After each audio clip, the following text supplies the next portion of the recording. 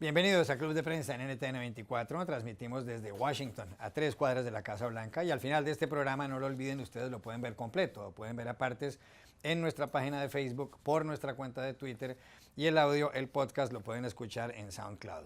Les doy la bienvenida a los invitados hoy a Club de Prensa. En primer lugar, el corresponsal del diario O Globo de Brasil, Enrique Gómez Matista. Bienvenido a esta mesa como siempre. Muchas gracias. Dori Toribio, corresponsal de 4 y Telecinco de España, bienvenida también. Gracias.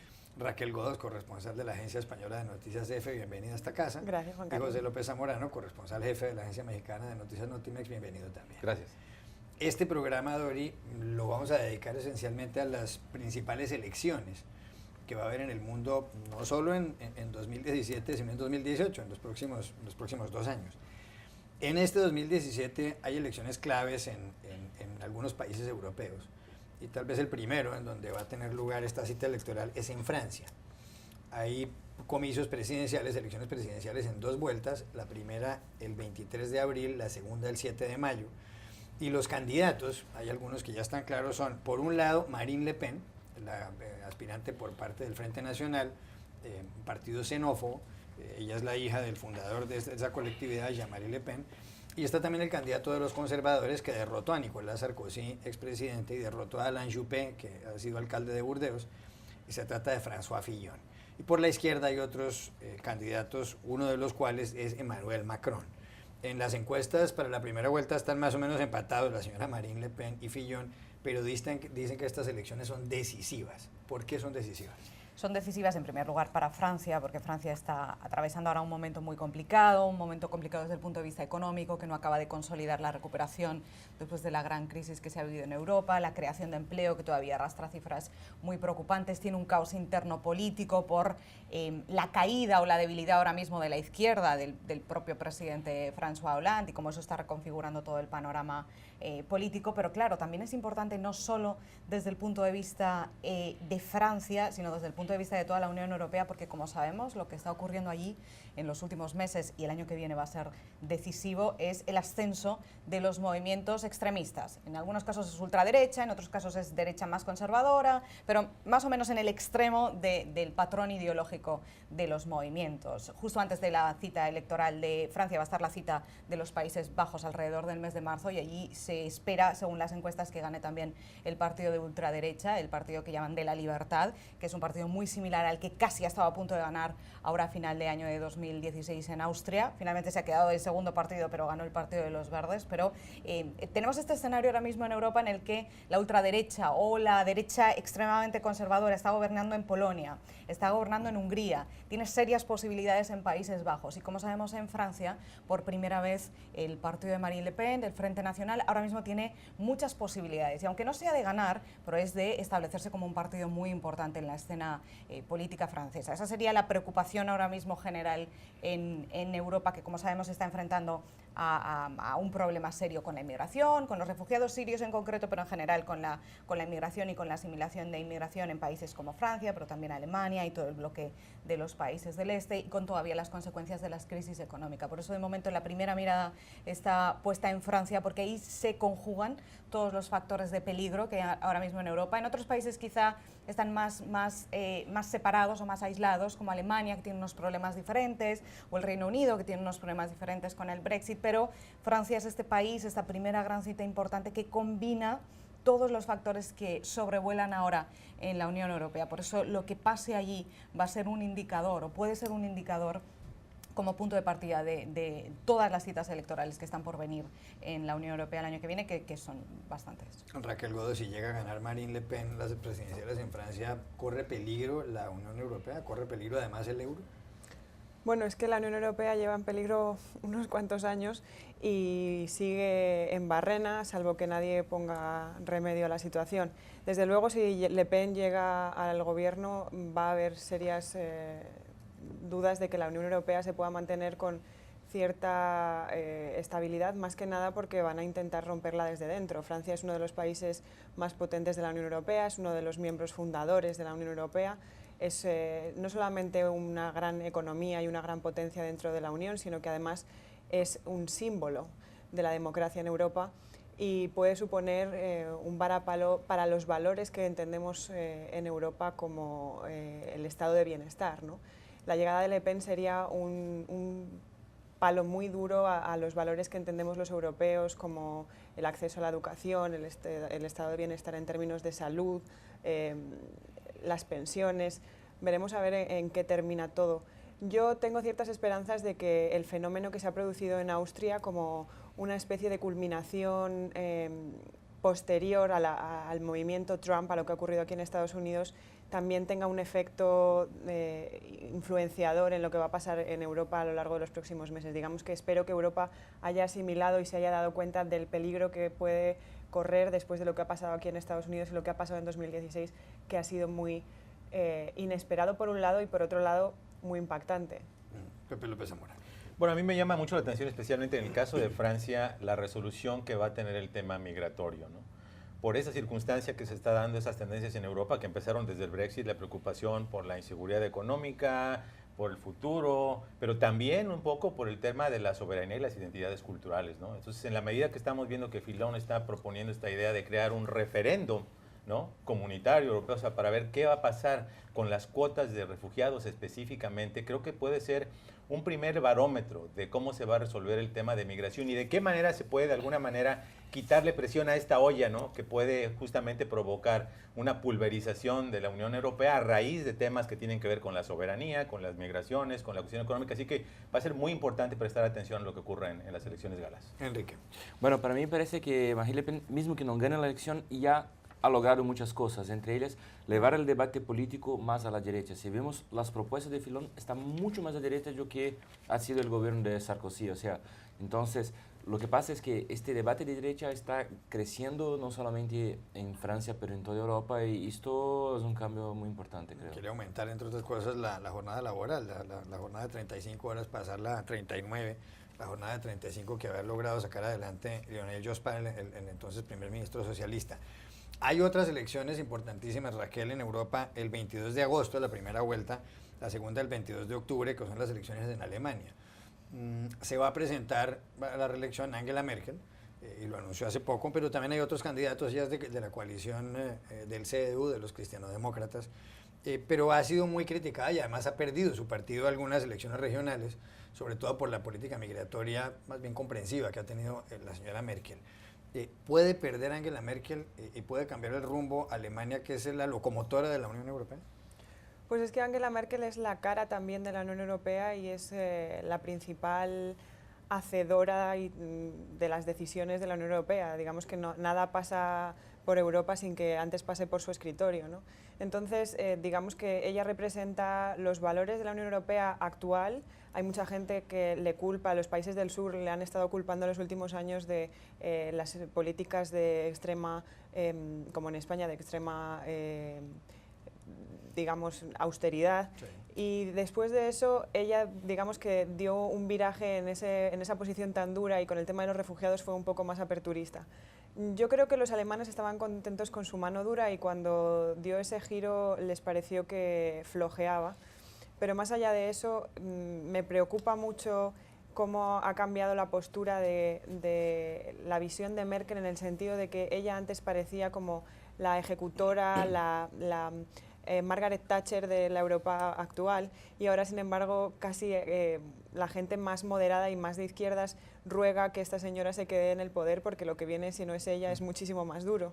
Entonces, la perspectiva ha cambiado en un año de una manera radical y ahora mismo, dado lo que comentaba Dori del extremismo que se está creando en Europa y cada vez parece que se está enraizando más, creo que sería una buena noticia que ella se quedara. Es increíble porque ella fue tal vez la persona que más sobrevivió, todo sobrevivió las crisis, sobrevivió, y antes era como una persona mucho de derecha, ahora es como la garantizadora de la estabilidad. O sea, si vemos lo que era el Consejo de Seguridad de ONU, por ejemplo, antes, y ahora ella es la persona tal vez más moderada, más... Es increíble cómo el mundo cambió y ella consiguió se mantener en poder y mantener importante, ¿no? Y en los últimos días creo que en las redes sociales ha pasado mucho, ha sido protagonista esta foto en la que aparecían Renzi Obama, Hollande, y la única sobreviviente de esa foto de líderes es ella. Vamos a ver si aguanta. Dorita Toribio. Es muy importante lo que pasa en Alemania para Europa, pero también para el resto del mundo. Para Europa porque lo que está pasando en Alemania va a ser un poco indicador de hasta qué punto triunfan estos nuevos movimientos. Y no solo me refiero a los movimientos de ultraderecha desde el punto de vista ideológico, sino en general. Estos nuevos movimientos que están ascendiendo en Europa, da igual si de derecha o de izquierda, personajes nuevos que irrumpen en la escena política y de repente ascienden y consiguen debilitar a los grandes partidos tradicionales, que es por ejemplo lo que ha pasado en Austria. Mucha gente suspira de alivio en Austria porque no gana la ultraderecha, pero ha ganado el Partido de los Verdes. Y los dos grandes partidos de toda la vida, durante décadas consolidados en Austria, que son el Partido Socialdemócrata y el Democristiano, se han hundido. Es decir, irrumpen nuevos partidos. Y es aquí donde esto es lo que tendrían en común todos los movimientos que están en ascenso en Europa. No es tanto si son de derechas o de izquierdas, sino que son todos anti-establishment, que van todos a por los políticos consolidados. Por eso, lo que pasa en Alemania nos va a dar una idea de si Angela Merkel, que es el emblema, el símbolo de los políticos consolidados, ¿no? Es la persona que más poder tiene ahora mismo en Europa, que más tiempo lleva en el poder. Lo que decían los alemanes con ella va a ser un poco la prueba de fuego del establishment primero en Europa, pero como digo, en todo el resto del mundo. El problema ahora mismo en Alemania, además, va más allá, porque el partido que está dando problemas a Angela Merkel es un partido de ultraderecha, es Alternative für Deutschland, y pensemos que esto está pasando en Alemania. Ahora mismo tiene para Alemania. Alternativa para Alemania, un partido que roza el nazismo en muchos de sus postulados, sobre todo en inmigración, porque este es el gran problema que está teniendo Angela Merkel. Su política para asimilar más de 1 millón de refugiados sirios está creando muchos problemas en el país. Muchos alemanes, incluso los alemanes que se consideran más progresistas o más abiertos, consideran que esto es demasiado y que está dando muchos problemas para la política interna del país y para la convivencia cultural y la convivencia política. Por eso explica el ascenso de un partido como este en un país como Alemania, que tiene en torno ahora mismo al 15% de intención de voto en las encuestas. Y aunque no gane, solamente con el hecho de que consiga triunfar así, un partido que sale de la nada y que con estos postulados, en un país con la historia de Alemania, ronde el 15%, eso ya significa que se va a traducir en muchos escaños en el Bundestag. Y esto ya es muy importante. Por eso digo que lo que pase en Alemania nos va a afectar a todos en la medida que es un medidor, ¿no? Del Exactamente. Justamente quería hacer un comentario en ese sentido, en un nivel macro, ¿no? Porque lo que estamos viendo es una redefinición no solamente de los estados nacionales, ¿no? Fuera de ideología, sino también de la relación entre los gobernados y los gobernantes.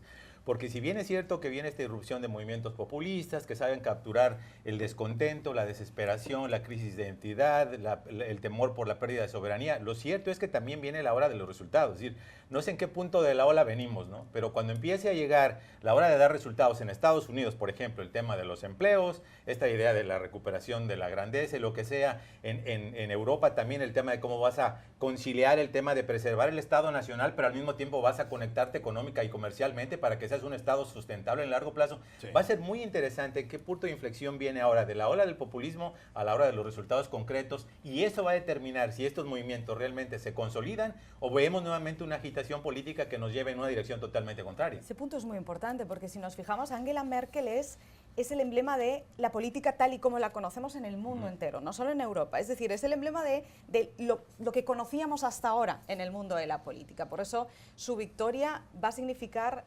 si sigue el Estado, el sistema político tal y como lo conocemos así, o sí, como dice Pepe, toda la ola de los populismos, todo lo que representa Donald Trump aquí en Estados Unidos, pero también el ascenso de esos movimientos populistas en Europa, da igual si de derecha o de izquierda, consiguen, o si mucha gente va a votar a Angela Merkel por el miedo, claro, a que esta ola acabe con todo eso. Esto va a ser un factor muy importante, que es, por ejemplo, lo que ha pasado en España. Muchos dicen que Mariano Rajoy ha ganado las elecciones no tanto porque sea derecha o izquierda, no tanto por lo que ha hecho, no, sino por ese voto de la gente con miedo que dice, un momento, mira todo lo que está pasando alrededor del mundo, estos nuevos movimientos que están subiendo, vamos a quedarnos con lo que tenemos, aunque no nos guste del todo. Este posiblemente sea un factor muy importante también en Alemania. Y en América Latina en 2017, en noviembre, el día 19, elecciones presidenciales en Chile, no se puede presentar a la reelección Michelle Bachelet, la presidenta.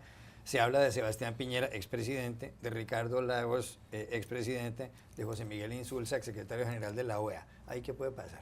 Bueno, ahí es un reto muy importante porque para Brasil o Argentina, incluso para Mercosur como un todo, es el último país del cono sur del continente que continúa con la izquierda en el poder. Hemos visto grandes giros en Brasil, en Argentina, en otros países, y allá Bachelet se mantiene, está muy baja en las evaluaciones. O sea, un cambio puede ser crear una unidad ideológica en el sur del continente que hace mucho no se veía, que puede ser importante para nuevos acuerdos comerciales, ahora que vemos que países como Chile no podrán más hacer parte del TPP con Estados Unidos, que acabaron con este proyecto. Entonces puede ser una forma importante para que Chile, con la misma ideología que el gobierno de Brasil, de Buenos Aires, vuelva al continente, críe nuevos mecanismos internos dentro de Sudamérica. Ya regresamos a Club de Prensa. Volvemos a Club de Prensa en NTN 24 desde Washington. Pepe, hay elecciones en 2018 en varios países latinoamericanos. Uno de los más importantes es el suyo, México, el 1 de julio. Y se habla de varios candidatos, Andrés Manuel López Obrador por el partido Morena. Se habla de Margarita Zavala, la esposa de Felipe Calderón, quien fuera presidente por el PAN, partido de derecha. Y luego está Miguel Ángel Mancera por el PRD. Y está Miguel Ángel Osorio Chong, que es el secretario de la Gobernación, como una especie de ministro del Interior. Y también se habla del Bronco, Jaime Rodríguez, el gobernador de Nuevo León. ¿Qué apuestaría usted ahí? ¿A quién le apostaría aquí como ganador para esas elecciones y por qué? Mira, una de las maneras de salirte de las preguntas de apuestas es decir que la caballada está flaca, entonces es prematuro hacer cualquier tipo de vaticinio. Cuando le preguntas a las personas de golpe que te digan quiénes son los presidenciables para el 2018, invariablemente gana Andrés Manuel López Obrador. Por eso es muy interesante que una de las encuestas recientes, sin embargo, donde ya toman una medición un poco más científica, aparece a la cabeza Margarita Zavala del Partido Acción Nacional, no solo porque es justamente la esposa de Felipe Calderón, sino precisamente porque, como sabemos, el gobierno anterior, pues hubo mucha controversia por el tema de la estrategia del combate antidrogas, de las decenas de miles de muertes que hubo a lo largo de ese sexenio, sino por el hecho de que, bueno, pues sería una mujer que por primera vez aparece con posibilidades muy reales de llegar a Los Pinos, ¿no? La encuesta también muestra que en segundo lugar aparece, Andrés Manuel López Obrador con 25%, ella tenía 30%, Miguel Ángel Osorio Chong, que es el secretario de Gobernación del PRI, con 16%, y en cuarto lugar Miguel Ángel Mancera. Lo que es interesante del fenómeno del Bronco que mencionabas, Jaime Rodríguez, es que era un personaje que, si bien estuvo muchos años ligado con el PRI, logró sorprender a muchos cuando ganó la gubernatura de Nuevo León. Nuevo León es uno de los estados más industriales de México. Así que yo creo que la cosa está todavía fluida. En este momento sorprende un poco que la señora Zavala vaya en primer lugar, pero creo que, como siempre en las elecciones, no son un sprint sino un maratón, y todavía creo que tenemos mucho que ver. Dependerá de Trump también, ¿no? Un poco Claro, del primer año de Trump.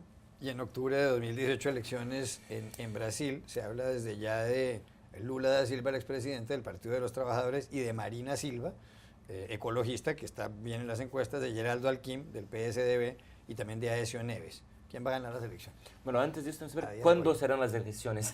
Ese es el grande reto en Brasil. Hay un movimiento muy grande para que Temer salga del gobierno, para que tengan elecciones tal vez indirectas en el próximo año, o cambio de la constitución para elecciones directas. Pero el fato es que todas las encuestas recientes ponen Marina Silva como una gran ventaja, porque tiene el discurso de la ética. Ese momento es muy importante en Brasil, donde la corrupción generalizada, y fue parte del gobierno de Lula, o sea, tiene también la parte de izquierda, parte de los movimientos sociales. Ella hoy es el grande nombre, yo creo, para las elecciones, pero el momento abierto. Vemos también fuerzas de extrema derecha volviendo, incluso presentadores de televisión que están se inspirando en Donald Trump, también intentando, o sea, el escenario está un poco abierto, pero hoy el nombre más fuerte es Marina Silva. Último minuto, y en Colombia hay elecciones en mayo. El presidente Juan Manuel Santos deja el poder el 7 de agosto de 2018. Se habla mucho de Germán Vargas Lleras, quien ha sido vicepresidente de Santos desde el partido Cambio Radical. Se habla de Humberto de la Calle, el jefe negociador del gobierno por un partido santista, el partido de la U. Se habla del candidato del uribismo, que es la gran fuerza de oposición, y también de candidatos de izquierda. ¿Cómo lo ve usted, que conoce también a Colombia? Bueno, creo que va a depender mucho de cómo se vayan implementando los acuerdos de paz en el primer año después de la aprobación de la Corte Suprema del Fast Track, y de cómo se vayan adaptando a ese proceso. Pero hay factores externos en las elecciones, como la salud de Vargas Lleras, que parecía un candidato muy fuerte y no sabemos en qué estado va a llegar a las elecciones de mayo, y también de con qué fuerza se va a presentar el uribismo, quién va a ser el rostro del uribismo de cara a las elecciones, si va a ser Iván Duque como uno de los delfines de Uribe, o quién va a ser el candidato. Veremos a ver cómo se presentan. La izquierda ha estado siempre en Colombia muy debilitada y muy fraccionada. Parece que Petro podría volver a presentarse, pero es todo muy incierto. Yo creo que Humberto de la Calle, con su serenidad, puede ser un candidato fuerte para Santos y puede darle un empujón a su partido en estos momentos también de debilidad para su gobierno, que aunque haya logrado esos avances con el proceso de paz, también está siendo muy criticado en otras cuestiones. Ya regresamos a Club de Prensa. Volvemos a Club de Prensa en NTN 24 desde Washington para despedirnos porque se acabó el tiempo. Gracias Enrique Gómez Batista, Dori Toribio, Raquel Godos y José López Zamorano, y a ustedes los espero en una próxima oportunidad.